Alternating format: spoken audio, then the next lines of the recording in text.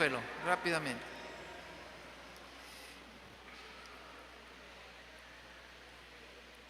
Buenos días a todos, hermanos. Que Dios me los bendiga mucho. Y los brazos del Señor están abiertos para todos. Si usted no ha conocido a Cristo, no se ha entregado a Cristo, los brazos del Señor están para usted. Usted necesita entregarse al Señor. Y si usted ya se entregó, pero se siente que anda un poquito alejado o bien alejado, reconcíliese con el Señor. Voy a hablar, hermanos, de Primera de Pedro, capítulo 4, versículos desde el 7 hasta el 11. Primera de Pedro, capítulo 4, desde el 7 hasta el 11. Se ponen sobre sus pies y vamos a leer la bendita palabra de Dios. Comparta con aquel que no tiene Biblia.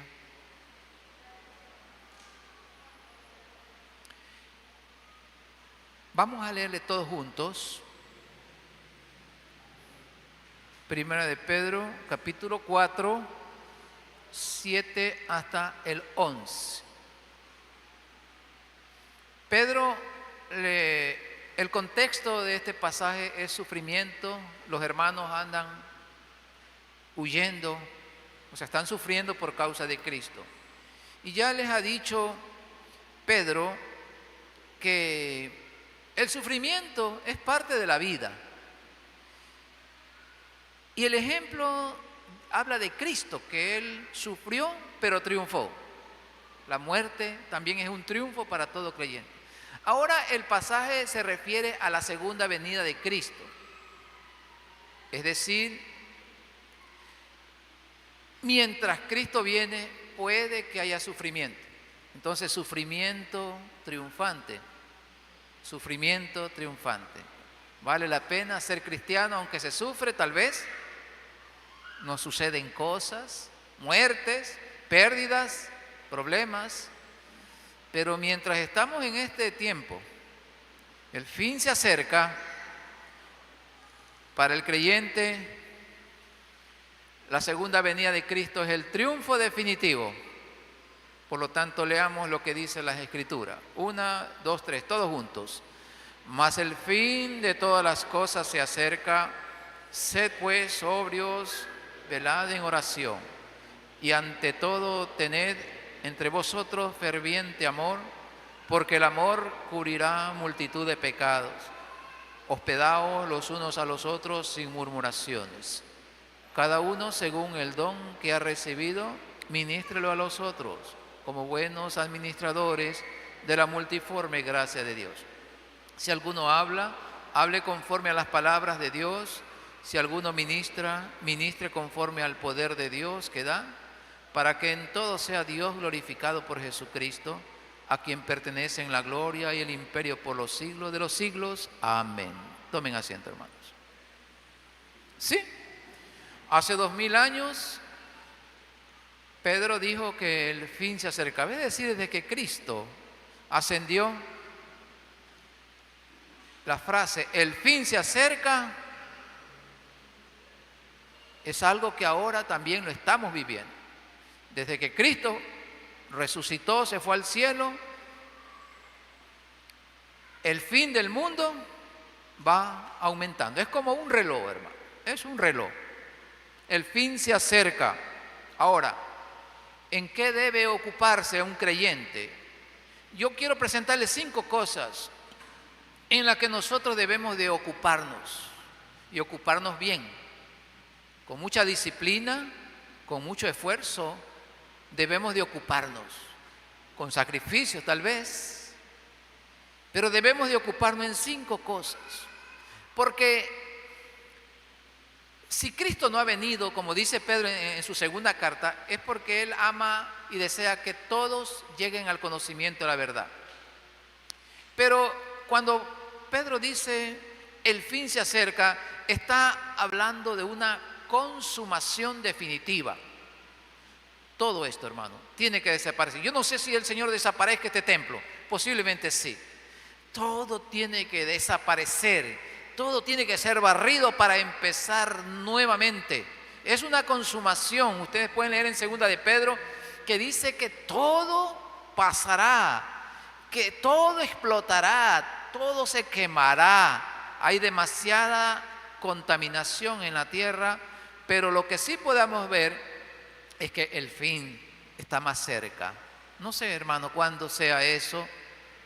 Posiblemente no esté ya hayamos muerto, pero el fin se acerca.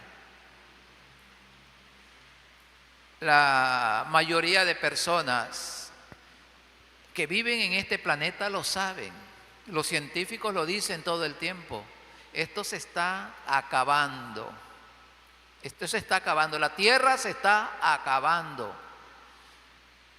Somos miles y miles de millones de personas que vivimos aquí en la tierra y que lamentablemente han dado la espalda a Dios. Si hay una característica cuando Dios decide hacer algo por la tierra, es porque se da cuenta de que la gente está dándole las espaldas. 120 años Noé estuvo predicando, dicen las Escrituras. Y seguramente lo consideraron muy loco. Los niños, cuando veían a Noé predicar y hablaba del arca, el padre le decía: sí, no te preocupes, mi hijo, yo también le escuché, él está loco.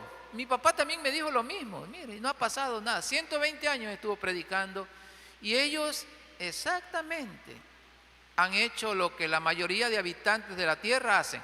Le han dado la espalda a Dios. Y ahora, aún los niños que sus padres son católicos, hermanos, están por otras cosas. El catolicismo, lo único que pudo enseñar a las personas era como un ayo, un mal maestro, pero mantenía cierto conocimiento de Dios. Los niños iban a misa. Imagínense que en las escuelas religiosas, el niño que quiere ir a la misa va. Y en las escuelas que dicen que son cristianas, ya muchas de ellas no tienen el nombre evangélica, nada, tampoco, es una clase más. Y yo veo mucha confusión en las escuelas que nacieron como cristianas, veo mucha confusión. Allí participan toda clase de niños de todas las religiones, pero es como una parte cultural nada más la palabra de Dios, es algo cultural, algo que ellos reciben, de tal forma que no hay una diferencia. El niño que asiste, no hay ninguna diferencia en los niños de las iglesias, de las escuelas que son cristianas o tienen en sus líderes profesores cristianos. Participan de ambas cosas, participan de lo mundano y participan también de lo cristiano o religioso. Participan de todo, bailan, hacen fiestas, los niños son invitados a ver películas, etc. O sea, no hay diferencia. Y creo que estamos creando una cultura en que no se puede hacer la diferencia entre lo mundano y lo espiritual. Ese es el tiempo que vivimos, hermanos. Es el tiempo que nos indica que el fin se acerca. Ya ocurrió con Noé. Ya ocurrió con Sodoma y Gomorra. La gente le dio la espalda a Dios. El rey de Gomorra era amigo de Abraham. Y cuando Abraham con los líderes, con los aliados derrotaron a los reyes, el rey de Gomorra estaba allí, de Sodoma y Gomorra estaba allí, viendo a Melquisedec bendecir a Abraham. Pero el pueblo era totalmente apartado de Dios, de tal manera que se volcaron a la homosexualidad, a tantos pecados, pero lo que más resaltaba era la homosexualidad. ¿Y qué es lo que vemos ahora? Un total rechazo a Dios.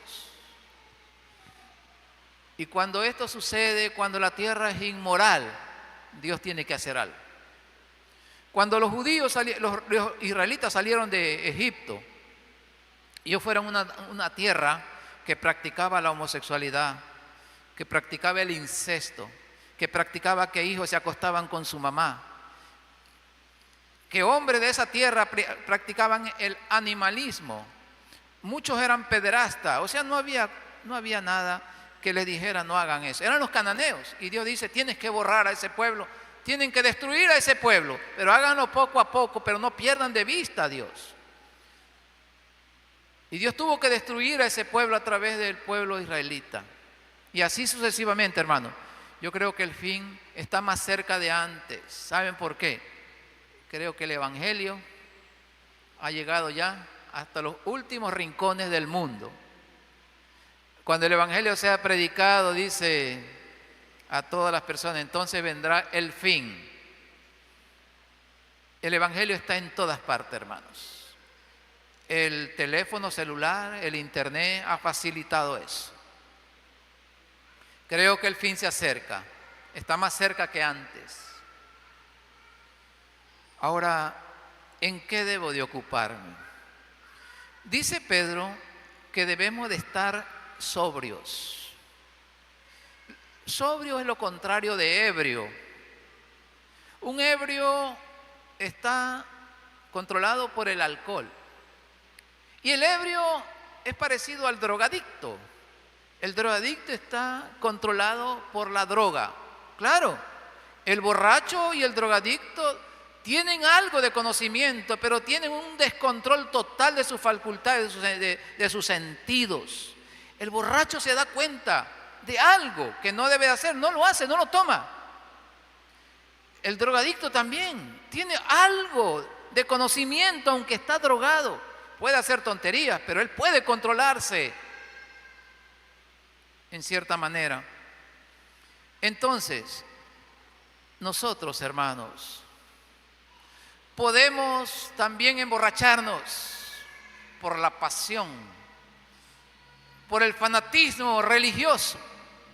Podemos emborracharnos cuando usted permite no conocer la verdad y se va por conocimiento que manda el hombre, que el hombre hace, pero no está en la palabra de Dios. Y usted ha perdido en cierta manera una intimidad con Dios. El enemigo puede meter la palabra y usted volverse un fanático religioso, pero no un cristiano. El fanatismo político nos puede volver ebrios, hermanos. Esta temporada usted más que nada la conocen. Cómo usted ha discutido con su familia, con sus amigos, a causa de la tendencia que usted tiene. Todos dicen que están equivocados, ¿no? Cada uno defiende su posición. Y eso también nos puede embriagar. El fanatismo político nos puede embriagar y tenemos que tener cuidado, hermano. Mucho cuidado. El amor al dinero, el amor por el conocimiento nos puede embriagar. Yo siempre les digo que mi peor época fue mi época de estudiante. Me embriagué de estudios y me olvidé de Dios. El amor a lo mundano, a lo que nos ofrece el mundo, porque ahora hay más cosas que nos ofrece el mundo. Y como ahora yo puedo ser cristiano, venir a la iglesia, pero puedo practicar ciertas cosas, puedo divertirme de esa manera, todo lo racionalizamos, lo razonamos y llegamos a la conclusión que sí puedo participar de esas cosas, ¿no? También nos puede embriagar el amor a todo lo mundano, hermanos. Entonces, las votaciones pueden a nosotros embriagarnos.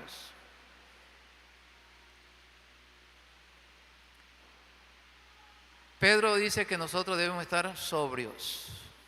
¿Qué implica la sobriedad? No dejarse arrastrar por las pasiones o las emociones. Y la única forma de evitar dejarme arrastrar por las pasiones, por las emociones, es tener una intimidad diaria con el Señor, hermanos. La sobriedad hace que el creyente esté siempre buscando la santidad, que se esté sacudiendo, por más pequeñita que sea la espinita, uno tiene que sacársela. No dejar que esas cosas penetren a nuestra vida. El creyente debe de estar buscando ser más santo cada día. En esa búsqueda nos tiene que encontrar el Señor.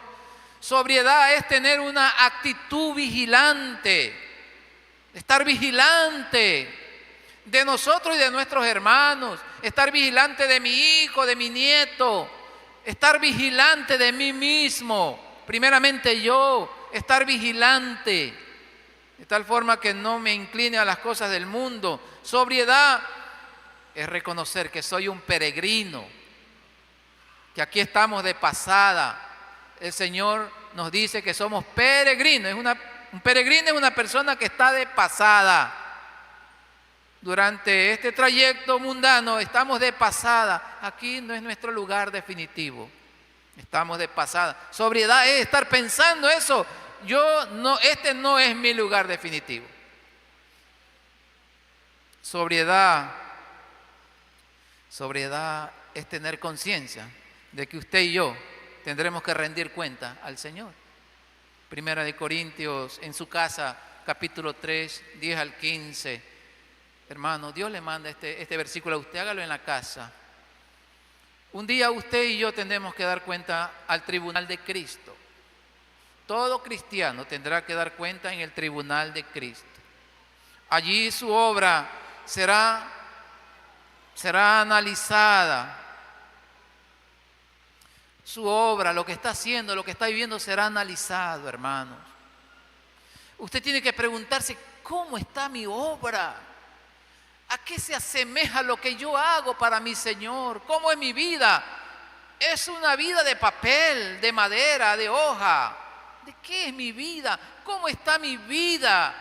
Eso es sobriedad, hermano. Entonces, la primera ocupación diaria de esta consumación definitiva es estar sobrio. Y para estar sobrio, hay 4 cosas básicas que usted las sabe y yo también. Hermano que estás apartado, escucha. Tienes que tener un encuentro con Dios diario. En ese encuentro, lee la Biblia. Lee. Haz que te hable Dios. Cuando tú la abres, Dios te va a hablar. Lee la Biblia. Ora al Señor. Segunda cosa, ora a Dios. Tu vida de oración tiene que mejorar. Ora a Dios. Y si tú no sabes cómo orar, te voy a decir lo que puedes hacer. Mire, esta canción creo que fue la última que cantamos. Habla soberano. ¿Qué más que dice, hermano? Sublime, admirable. Algo así dice, ¿no? Soberano, sublime, soberano y sublime, eres el principio y fin. ¿Qué más? Rey de reyes, admirable. Bueno, hermano, miren, cuando yo estaba allí, estaba pensando, miren, yo le voy a decir esto a mis hermanos. La oración tiene 3 elementos básicos: alabanza, acción de gracia y petición. Hablamos de petición por mis necesidades, pero también por mis pecados, ¿verdad? Que es confesión. Pero algo que no hacemos mucho es alabarle a Él. Mire, esta canción, usted puede alabarlo con cada palabra, admirable. Usted puede buscar en la Biblia, en su concordancia o en el teléfono, tantas cosas que involucra admirable, sublime.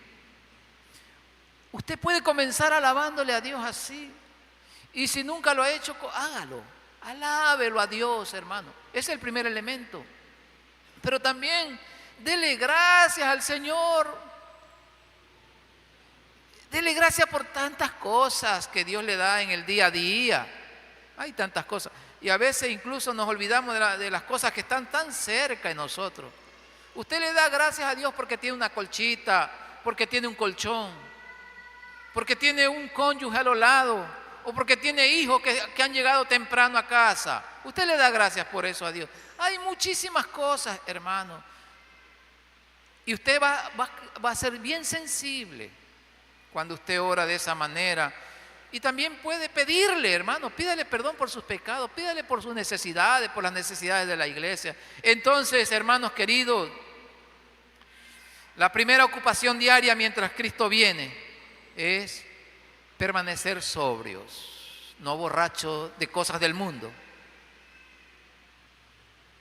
Llénese del Espíritu Santo. Y esto que le he dicho le puede mantener sobrio a usted. En segundo lugar, la segunda ocupación dice aquí, velad, velad. Eso significa estar despierto. Y el mejor ejemplo es que cuando Cristo se fue al huerto de Getsemaní, faltaban unas horas para que lo crucifiquen. Él estaba orando y llevó a sus discípulos, los más creyentes en él, los más sobresalientes, los que sacaban 10. Bueno, los otros sacaban 9, Pedro sacaba 9,5. Esos tres, Pedro, Jacobo y Juan, se quedaron dormidos, hermanos. Y al final, 2 veces, mientras el Señor lloraba y sufría, y Él les dijo, velad y orad, para que no entréis en tentación. El Espíritu de la verdad está dispuesto, pero tú y yo somos débiles. En nuestra fuerza somos débiles, hermanos. Por eso, velad y orad. Qué vergüenza para Pedro que los encontró dormidos, ¿no? Qué vergüenza. Entonces, la segunda cosa que el Señor nos debe de encontrar es velando, velando en oración. No se olvide, hermano. El Señor nos llama a orar más, a orar más. Si usted antes oraba 1 minuto, aumente a 5. Y ya le digo, esos 3 elementos, créame que usted va a orar por lo menos 15 minutos. Y de ahí puede ir aumentando, hermano. Y le va a gustar orar. Y el día miércoles los vamos a tener aquí. Los vamos a tener aquí porque les gusta orar. Creo que algunos no vienen a la iglesia porque en su casa oran muy poco. No les gusta orar. Y en todas las iglesias sucede lo mismo. No es aquí solamente. Gracias a Dios aquí llegamos 30 veces, 40. Pero en otras iglesias 2, 3 personas, hermano. Definitivamente a los creyentes no les gusta orar. Y Cristo dice, velad y orad. Y Pedro dice, número 1, sé sobrio. Y segundo, vela, estar despierto. No olvidarse que hay que velar en oración. Hombres y mujeres de oración. Es una meta que usted debe de proponerse. Hombres y mujeres de oración. Y cuando ya lo alcance la senectud, usted diga, ahora oro más. Porque si ahora como joven no ora, de viejo no va a orar. No olvidarse. Segunda cosa, velad en oración. Tercera cosa, hay algo interesante aquí, dice el versículo 8, y ante todo, tened entre vosotros. Qué difícil, ¿no? Es fácil amar como un anacoreta o como un monje. Había monjes que se subían a un árbol, como Simón el equilibrista. Y cuando le preguntaban, ¿ya eres puro? Él decía, no, todavía tengo pensamientos. Hay otros que se metían en cueva. Hubo una época en que la gente salió del mundo y se fue a vivir en las montañas, en los desiertos. Es fácil vivir solo. Difícil es amar. Difícil es convivir y amando. Pero es la única forma de no desequilibrarnos. Porque muchos de ellos se volvieron locos.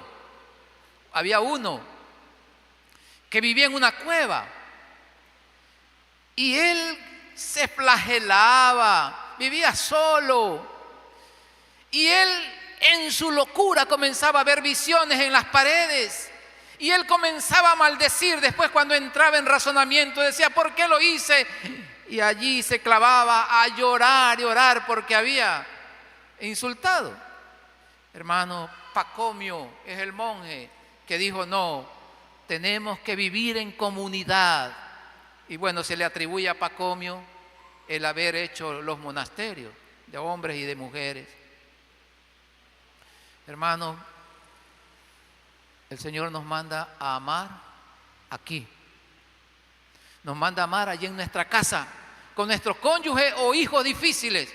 Allí nos manda a orar. Eso es difícil. Por eso dice aquí, y ante todo tened entre vosotros ferviente amor. Esta palabra ferviente es esforzarse. El esfuerzo que hace un atleta, porque la palabra es de atletismo, que hace todo lo posible por prepararse, estar bien preparado para competir. Tiene que esforzarse, competidor. Si quieres llegar a lo mejor, tienes que esforzarte.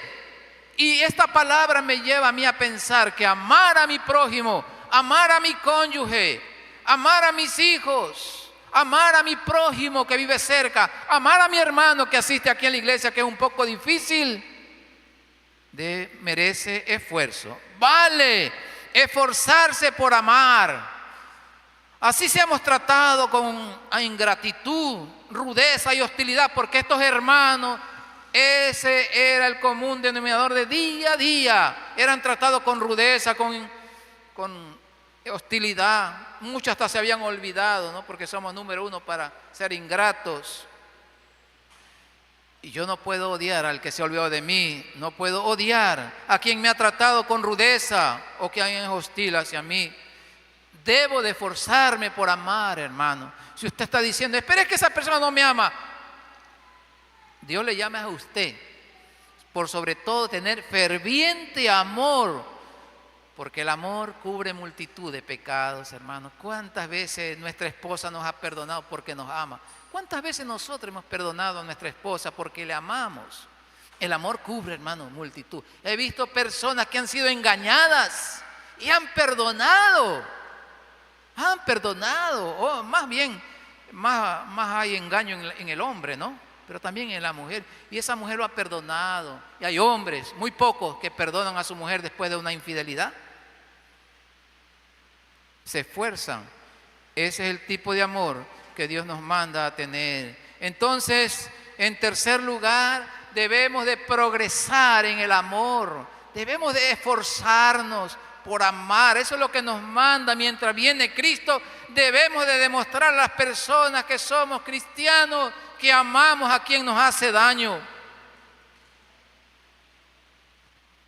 Solo el amor cubre multitud de pecados. Eso es el ejemplo que nos puso Jesucristo cuando estaba aquí en la tierra. Aún allí en la cruz del Calvario, Él perdonó a aquellos que le ofendían, que le habían escupido. Perdonó a esos malvados hombres que le flagelaron. Perdonó a Pilato. Perdonó a Herodes. Y allí estaba el ejemplo, ¿no?, de ese hombre que estaba en la cruz, a la derecha. Hoy estarás conmigo en el paraíso. Y allí estaba el ladrón a la izquierda. Y él también recibió esa frase: no le tomes en cuenta, Señor, este pecado. Y usted dirá, Jesús era Dios. Claro, Esteban no era Dios. Esteban, el que murió apedreado, no era Dios. Y él dijo, veo al Hijo de Dios a la derecha del Padre. Padre, no le tomes en cuenta ese pecado. Sí se puede perdonar, hermano. Sí se puede vivir, como dice el Señor. Y si usted no está viviendo, comience a vivir. No odie, no tenga odio en su corazón. Este país de Ecuador está desgarrado por el odio, hermano. Está desgarrado por el odio. Todos odian y algunos nos hemos puesto un partido y otro partido. Y odiamos al otro porque es de otra tendencia. No permita que el odio llegue a su corazón. No participe del odio que han participado los políticos y más que nada los comentaristas o los pseudos periodistas que inyectan odio todos los días a través de la televisión y la radio. No nos dejemos llevar por ellos, hermano. Si usted no le simpatiza a un candidato, no lo odie, no tiene por qué odiarlo. Tiene que amarlo a esa persona porque también es una criatura de Dios. El odio ha desgarrado este país de tal manera que ahora es un país invivible, este país que tenemos, por el odio. ¿Y quiénes inyectaron eso? los periodistas de radio y televisión. Ellos inyectaron odio todos los días. Y nosotros ahora somos víctimas de eso. Y mire cómo está el país. Mire cómo matan a diario. Créame que ayer nos fuimos con mi familia a un paseíto. Era un camino un poco solitario, muy bonito, por cierto. Vale que se dé la vueltita por bajo del Pechiche y vaya a Manantiales. Linda carretera, un paseo bien bonito, pero es solitario. Y cualquier persona que aparecía por ahí en moto, yo ya estaba un poco temeroso. Hermanos, este es el país que tenemos ahora, y con usted como cristiano tiene que empezar a ayudar a las personas, no a discutir, no discuta.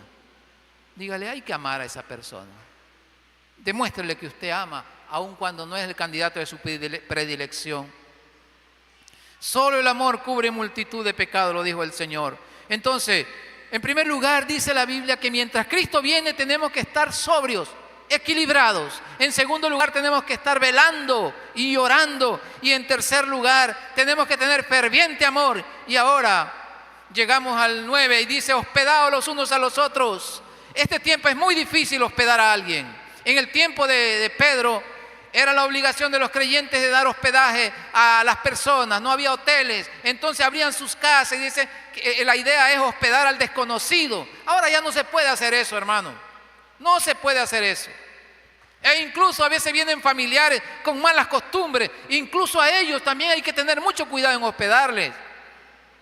Sí lo tenemos que hacer a veces por necesidad, pero tener mucho ojo, porque vienen y pueden contaminar a nuestros hijos, ¿no? Con malas costumbres, porque ahora, hermanos, las malas costumbres están en la mayoría de familias. Y vienen a nuestro hogar cristiano y quieren imponer sus costumbres. Nosotros no tenemos que permitirlo. Pero la idea, hermano, es ayudar. En este tiempo, ayudar al necesitado. Esa es la idea. Ya por lo que sucede no podemos hospedar a todos, ¿no? Pero sí tenemos que ayudar al necesitado. Me decía una de las hermanas de Bellavista que hay una señora que anda vendiendo y anda sedienta allí por las calles vendiendo. Y ella le dice, señora, venga un ratito, tómese un vasito de agua, tómese un juguito. Hay que ayudar, hermano. Hay maneras todavía de ser personas buenas. Aunque también debemos de hospedar. Cuando vengan hermanos de otras partes, abra su casa, hermano. Si yo le digo, hermano, hospede a la hermana tal, es porque yo le conozco a esa persona y sé que va a ser de bendición a su casa. Vamos a tener un evento próximamente aquí en la iglesia, en el mes de septiembre, que van a venir de todas partes de Manabí. Y ya van a venir hermanos que van a tener que dormir el viernes. No lo mandemos a un motel, a un hotel. Abrámoslo en nuestra casa, porque el principio es que debemos de hospedar. Pero la idea general es que debemos de, mientras Cristo viene, de ayudar a las personas, ser buena gente. Y en quinto lugar y último, dice el versículo 10, sosténgase cada uno según el don que ha recibido. ¿Qué tiene que hacer? Ministrelo a los otros como buenos administradores. ¿Qué tal administrador es usted? Del dinero. Muy bueno, muy bueno, qué bueno. ¿Qué tal administrador? Es de los dones que Dios le ha dado. Dice la Biblia, hay una lista grande en 1 Corintios 12, en Romanos 12. Ahí está, 1 Corintios 12 y Romanos 12. Ahí está la lista. La lista de los dones. También está en Efesios, en 2 de Pedro, en 1 Pedro, ¿no? 1 Corintios 12 y Romanos 12. Vaya a su casa y ve, hay una cantidad de dones. Algunos de ellos usted lo tiene y ni cuenta se ha dado. Dios, el día que usted aceptó a Cristo, escúchame, hermano, el día que usted aceptó a Cristo te dotó de dones y es tu deber descubrirlos. Es tu deber descubrirlo. Y a veces es bueno si alguien te dice, hermano, puede quedarse en la puerta para saludar y recibir a los hermanos. Diga, hermano, no sé, pero déjeme un ratito, déjeme probar. Sí, pruebe, hermano, pruebe. Los dones uno tiene que probar, de pronto ese no es su don. Hay otros, pero ocúpese. Y cuando usted lo descubra, es su obligación hacerlo un ministerio, no guardárselo. Tiene que administrar los dones. La Biblia dice que hay dos categorías: los dones de habla y los dones de servicio. Versículo 11, si alguno habla, hable conforme a la Biblia. Y si alguno ministra, ministre conforme al poder que Dios da, para que en todo sea Dios glorificado.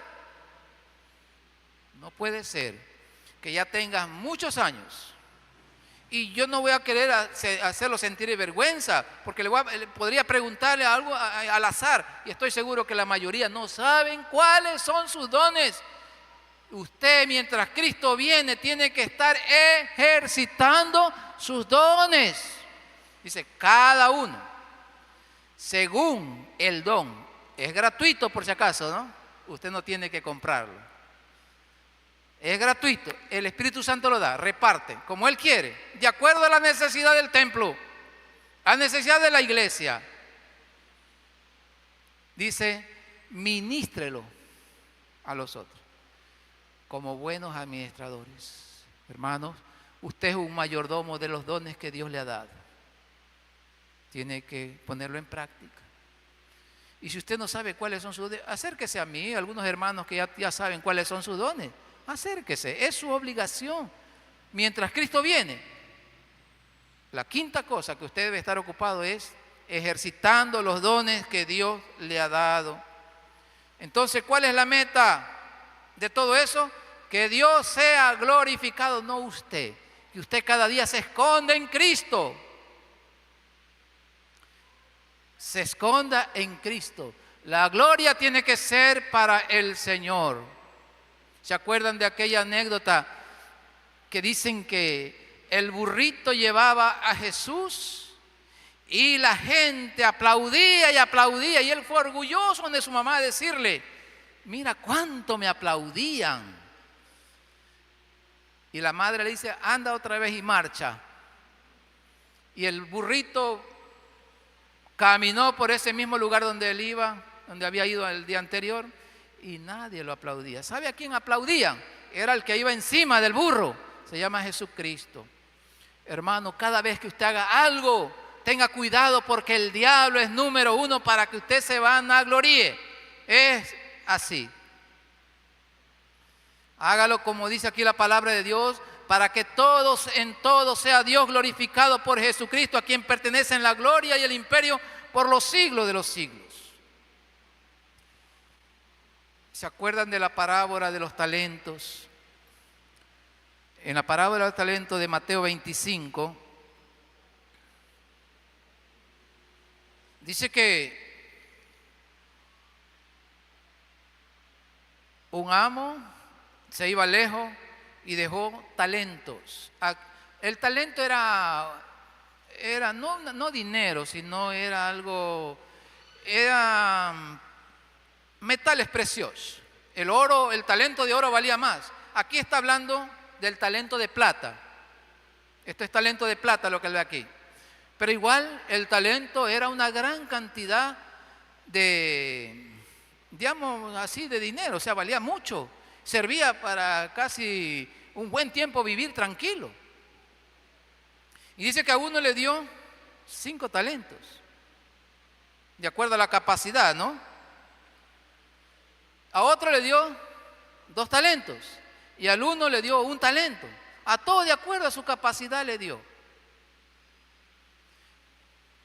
Y cuando él regresó, el que había dado 5 talentos trajo otros 5, el que le habían dado 2 trajo 2 talentos más, y el que traía 1 dijo, yo lo enterré. Hermano, esta parábola, hay muchas cosas que se enseña, pero esta parábola enseña la tragedia de la oportunidad desperdiciada. Muchos de ustedes pueden desperdiciar esta oportunidad que les ha dado el Señor para ser hijos de Él. Dios es grato con usted, le ha entregado dones, le ha entregado capacidades, le ha entregado talentos naturales, otros adquiridos. Y usted debe de ponerlos en práctica, no puede estar ocioso, hermano. Usted tiene que ser un hacedor de la palabra, póngalo en práctica.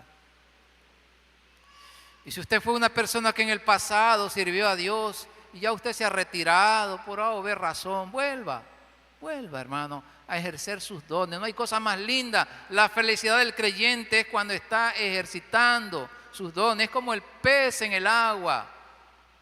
El pez en el agua está muy feliz. El creyente que está ejercitando sus dones está muy feliz. Hay otra parábola del Señor de las 10 vírgenes. ¿Se acuerdan del capítulo 25 también? Dice que se iba a casar un hombre con una señorita. Y la costumbre era de que el novio venía a la casa de la novia para comenzar la procesión, salir de casa de la novia e ir a otro lugar. Y las vírgenes, las señoritas, las acompañantes, llevaban antorchas porque era de noche. Y las 5 estuvieron preparadas y las otras 5 no se prepararon. Cuando llegó el novio ya era muy tarde. Y dijo, danos un poco. No te podemos dar porque se nos termina. Vayan a comprar. Y mientras llegan a comprar ya el novio partió. Esta parábola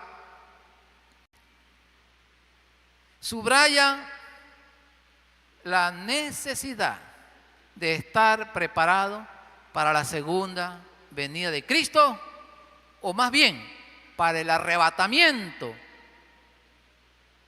Para el arrebatamiento. Porque la segunda venida de Cristo involucra arrebatamiento también. Va a haber primero un arrebatamiento, cualquier momento sucede, y después de esos 7 años viene el Señor. La idea aquí de esta parábola, hermano, ¿por qué cree que Cristo lo dijo? Porque es sumamente importante, tanto para el creyente, que indica cómo debemos de estar. Tenemos que estar sobrios, llenos de la palabra, llenos del Espíritu Santo. Debemos de estar velando y orando. Debemos de estar amando fervientemente cada día más. Debemos de estar siendo buena gente, ayudando al más necesitado. Pero también es importante saber nuestros dones y estar ocupado de tal manera que ese ejercicio que usted haga cada día se parezca al oro y no se convierta en hoja, paja, hojarasca. Cualquier momento el Señor viene. Si el Señor no viene, es porque le está dando oportunidad a usted. Cuando Él regrese, no habrá oportunidad para los desprevenidos. Cuando Él regrese, no habrá oportunidad para los desprevenidos.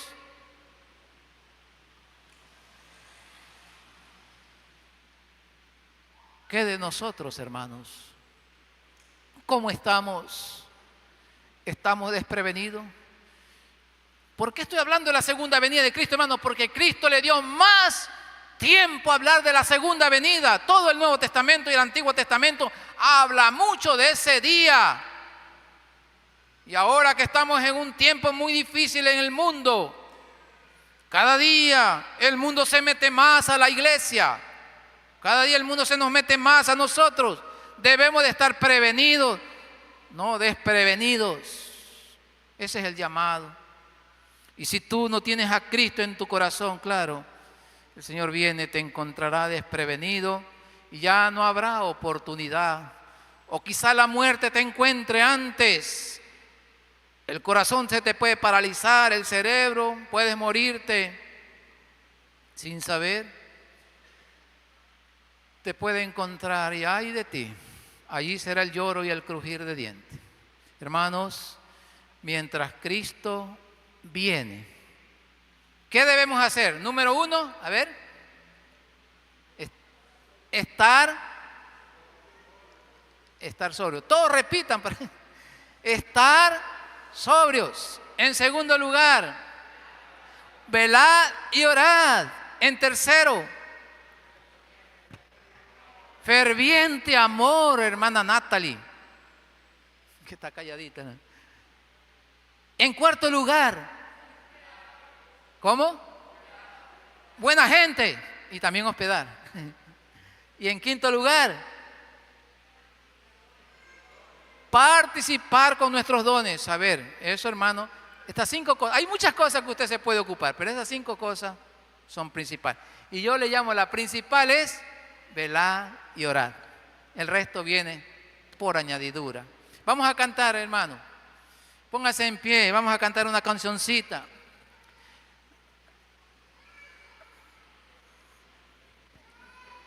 Vamos a cantar esa canción que habla cuando suene la trompeta.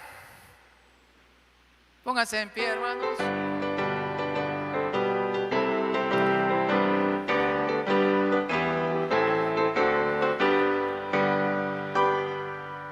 Cuando suene la trompeta en el día del Señor, su esplendor y eterna claridad veré. Cuando lleguen los salvados ante el magno Redentor y se pase lista, yo responderé. Cuando allá se pase lista, cuando allá se pase lista, cuando allá se pase lista, a mi nombre yo feliz responderé. Resucitarán gloriosos los que duermen en Jesús, las delicias celestiales a gozar, y triunfantes entrarán en las mansiones de la luz. Para mí también habrá un dulce hogar. Cuando allá se pase lista, cuando allá se pase lista, cuando allá se pase lista, a mi nombre yo responderé. Trabajemos pues por Cristo, pregonando de su amor, mientras dure nuestra vida terrenal, y al fin de la jornada con los santos del Señor entraremos en la patria celestial. Cuando allá se pase lista, cuando allá se pase lista, yo estaré. Cuando allá se pase lista, ahí mi nombre llamen, yo responderé. Amén. Si usted no se ha entregado a Dios, la oportunidad es ahora. Entréguese a Dios. Entréguele su vida a Dios. Ore conmigo si Dios le ha puesto ese deseo. Entréguese al Señor, para que también su nombre aparezca en esa lista. Ore conmigo de la siguiente manera. Es una ayuda nada más. Señor, dígale, te pido perdón por mis pecados. Quiero entregarme a ti, quiero entregarte mi vida, toda mi vida te la quiero entregar. Quiero estar contigo. Señor, mi vida no es una buena vida para mí. Quiero cambiar, Señor. Quiero cambiar, quiero llevar a mi hogar bendiciones. Quiero llevar bendición a mi trabajo. Quiero ser una persona tuya. Te entrego mi vida. Señor, dígale, tú moriste por mí en la cruz del Calvario, por perdonar mis pecados. Perdóname todo lo que he hecho, me arrepiento y quiero de ahora en adelante vivir para ti. Señor Todopoderoso, he orado en el nombre de Jesús. Amén. Si usted hizo esta oración, ya usted se entregó al Señor, sígale a Cristo, aquí estamos para ayudarle. Dios los bendiga, hermanos, y salúdense los unos a los otros. Gracias por haber venido.